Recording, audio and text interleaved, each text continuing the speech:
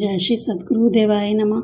जय श्री गणपति देवाय नमः। ओम नमः शिवाय। रुद्र संहिता युद्ध खंड 5वां अध्याय। व्यास जी ने पूछा, हे श्रेष्ठ, दैत्य राजाओं के दीक्षित एवं मोहित होने पर उस मायावी पुरुष ने क्या कहा और दैत्यराज ने क्या कहा? सनत कुमार जी ने कहा, जब वह राजा दीक्षित हो गया तब उसने अहिरण मुंडी ने कहा, मेरा ज्ञान वेदांत का सार है। यह अनादिकाल से चला आ रहा है। इसमें कर्ता कर्म नहीं है। आत्मा से लेकर स्तंभ तक जितने भी शरीर के बंधन हैं, उनमें आत्मा ही एक ईश्वर है, बाकी सभी असमर्थवान हैं। ब्रह्मा, विष्णु और महेश सभी आरिहन कहलाते हैं तथा समय आने पर सब लीन हो जाते हैं। आहार, मैथुन, निद्रा सब इस देह में समान है। सभी प्राणी समान हैं, किसी में कोई विशेषता नहीं। आत्मा एक है। मृत्यु सभी के लिए अवश्य भावी है। सभी शरीर धारी समान हैं। इस कारण कभी किसी की हिंसा मत करो। अहिंसा ही परमो धर्म है। आप परिधीनता ही स्वर्ग तथा अभिलाषित भोजन ही स्वर्ग है। हिंसा से नरक होता है। दान अनेक प्रकार के होते हैं, परंतु अभय दान से बढ़कर कोई दान नहीं है। भयभीत को अभय दान, रोगी को औषधि, छात्रों को विद्या और भूखों को अन्न दान देना, ये 4 प्रकार के दान ही प्रमुख हैं। मणि, मंत्र और औषधि के प्रभाव को बिना विचारे ही नाम और अर्थ का उपार्जन के लिए नियम पूर्वक अभ्यास करें। अत्यधिक साधन की कोई आवश्यकता नहीं है।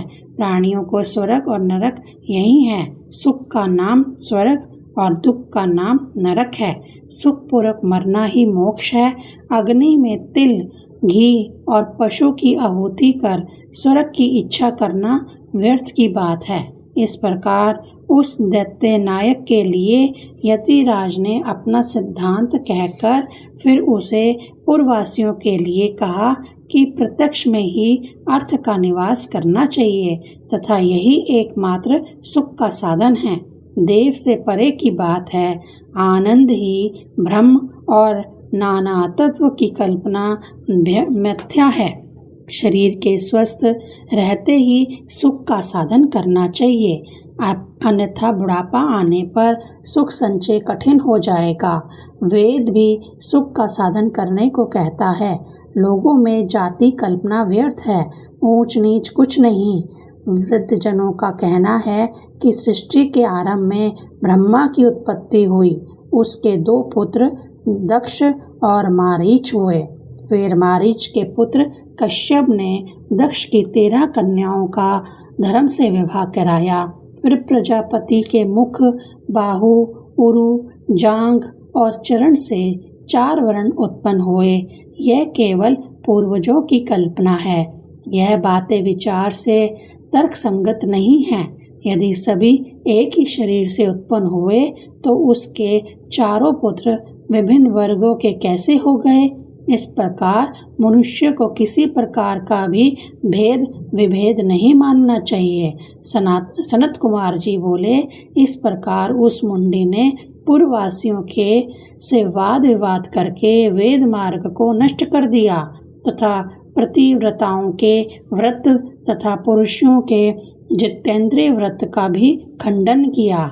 उसने शिवजी तथा विष्णु, सूर्य और गणेश की पूजा आदि को भी निषेध किया। इस प्रकार उसने स्त्रियों, राजकुमारों, पूर्ववासियों सभी को विमोहित कर दिया। त्रिपुरवासी अपने अपने धर्म से विमुख हो गए और अधर्म का आचरण करने लगे। लक्ष्मी ने वहां अपना निवास बना लिया और लक्ष्मी उनको त्याग कर अनियंत्रित चली गई। भगवान विष्णु द्वारा उस बुद्धि को निर्मित देख स्वयं नारद कृतार्थ हो गए। शिवजी की इच्छा से राक्षसमय अपने भाइयों सहित समर्थहीन हो गया। ओम नमः शिवाय।